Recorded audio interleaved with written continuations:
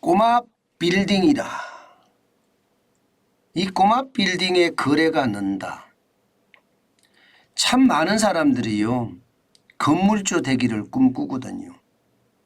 직장 생활을 시작하면서 나도 언젠가 건물주가 돼서 세 받으면서 쉽게 말하면 인생을 즐기자, 이렇게 생각하는 사람 많습니다. 그래서 일반적으로 이야기할 때 말입니다, 조물주 위에 건물주가 있다고 해요. 조물주 위에 건물주. 그러니까 얼마나 대단한 겁니까? 오죽했으면 갓물주, 뭐 신이라는 갓 있잖아요. 갓. 갓물주라는 말까지 쓸까요? 그 정도로 말입니다. 이 꼬마 빌딩에 대한 수요는 많은 사람들이 가지고 있습니다. 많고요. 그런데 이거 저는 진짜 유심히 관찰을 해봐야 된다, 이렇게 생각을 합니다. 왜 제가 유심히 관찰해 봐야 된다고 생각을 하나 하면요, 여러분 이거 한번 보세요. 미국의 샌프란시스코 22층 건물 하락률, 물론 뭐 22층으로 어마어마한 대형 오피스 건물이죠. 그런데 하락률이 80%까지 떨어졌어요. 80%까지. 실제로 말입니다. 2019년에 3억 달러 정도의 건물 가치가 있었는데 2025년 5월에는요 6천만 달러로 80.0%가 지금 떨어진 거예요. 2억 4천만 달러가 빠진 겁니다. 이거 우리 가만히 생각해 봐야 되는 것 아닐까요? 저는 이것을 보면서요, 야, 우리 괜찮을까? 상업용 부동산 대한민국은 괜찮을까? 그렇게 생각할 수밖에 없는 겁니다. 물론 미국의 상황은 다를 수가 있겠죠. 그런데 전체적인 상황을 보면 우리는 거꾸로 가고 있는 것도 사실입니다. 보시는 것처럼 상업용 빌딩 거래액 추이를 보면요, 1월에 4천, 이게 4천이죠. 4,802억 원이었습니다. 그러던 것이 2월에는 5,167억 원, 3월에는 8,393억 원까지 확 늘었거든요.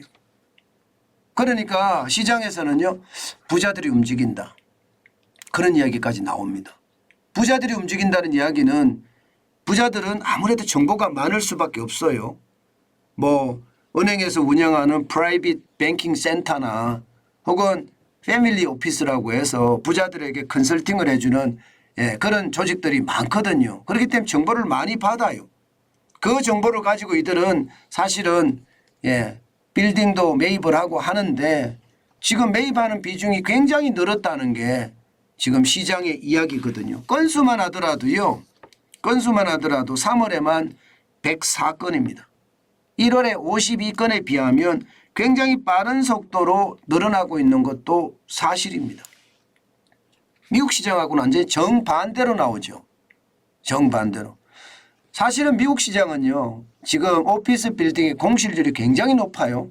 2019년에 12.2%가 2023년에 17.8%까지 올라갔으니까 굉장히 많이 올라갔습니다. 그럴 수밖에 없는 게 대기업들 내지는 뭐 스타트업들, 벤처기업들이요, 재택근무를 활성화시키거든요. 굳이 사무실을 마련해서 사무실로 와서 일해라, 이렇게 이야기하는 것이 아니라 그냥 집에서 일해, 대신에 성과만 내주면 월급 줄게, 이런 분위기가 확산되면서 빌딩이 그만큼 공실률이 늘어나는 거거든요. 이게 우리가 코로나 때 하면서 그 일이 계속해서 어울렸다, 이렇게 생각할 수가 있는 겁니다.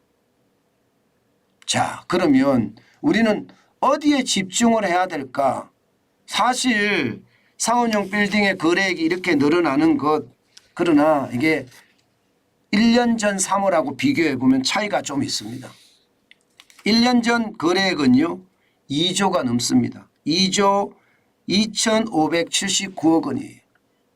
그러니까 지금은 8,393억 원이니까 거래가 2조 2,579억 원이니까 굉장히 다르죠.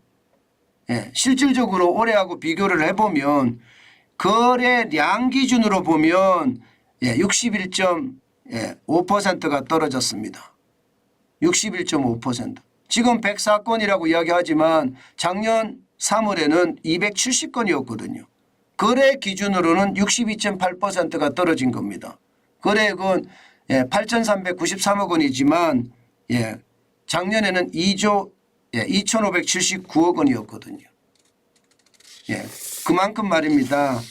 일단 시장 분위기는 늘기는 늘지만 이게 과거와는 다르다. 이것을 보면 말입니다. 우리나라는 미국만큼 오피스의 공실률이 크지는 않습니다. 그러나 오피스에 대한 어떤 수요는 오히려 저는 높다고 보는 거죠. 문제는 여기서 하나 있습니다. 우리가 반드시 생각해야 될 건 경기 침체는 어떻게 봐야 될까요? 실제로 말입니다. 상업용 부동산 거래 보면 수도권에서 보면 2022년하고 2023년하고 차이가 굉장히 크거든요. 2022년에 상가 같은 경우는요. 2조 4,764억 원의 어떤 거래액이 있었는데요. 1조로 떨어졌습니다. 1조 668억 원으로 떨어졌고요. 오피스텔도 1조 8,467억 원이 이게 조 단위가 아닙니다. 7,877억 원으로 줄어들었고요. 지식산업센터, 제가 있는 곳이 지식산업센터입니다. 3,226억 원이 984억 원으로 떨어진 거.